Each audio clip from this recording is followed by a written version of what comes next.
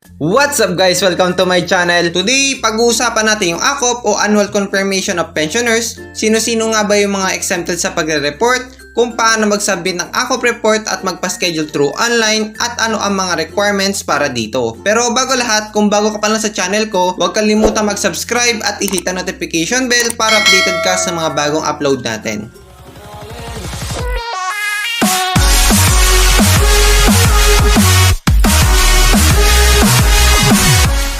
So yun guys, para sa lahat ng mga pensioners ni SSS ay may tinatawag nga tayong Acop o Annual Confirmation of Pensioners. Ito ay sinasagawa yearly para hindi mahinto ang pagtanggap ng pension ng isang pensioner. At ito din yung way para malaman ni SSS kung yung pensioner ay buhay pa. Ayon kay SSS ay may mga ilan na pensioners na exempted sa nasabing pagre-report yearly. Ito ay ang mga retirement pensioner. Sila yung mga nagpe-pension kay SSS dahil hindi na nila kaya magtrabaho, na usually ang edad ay 60 years old and above at na-meet na yung minimum na 120 months contribution ni SSS. Ngunit ang nasabing exemption ay may hangganan. So sa mga retiree pensioner na ang edad ay 85 years old below ay hindi na kailangan pang mag-report ng Acop yearly. So sa mga ibang pensioners na ang pinipension ay death pension o yung namana dahil sa pagkamatay ng kanilang asawa, disability pension at retirement pension na ang edad ay 85 years old and above ay kailangan pa rin nila mag-report yearly kay SSS.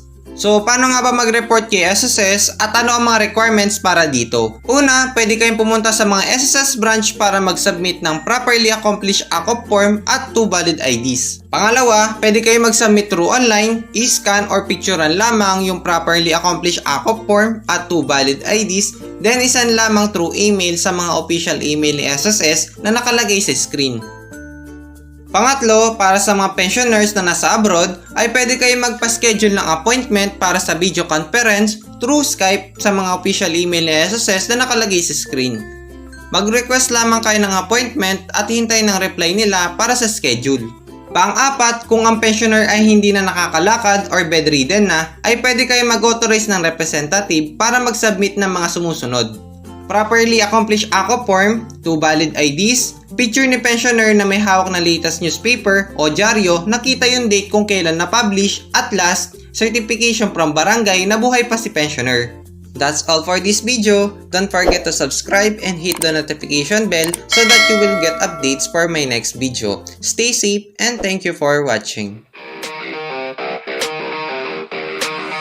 And all I know is you're fine when you do what you do.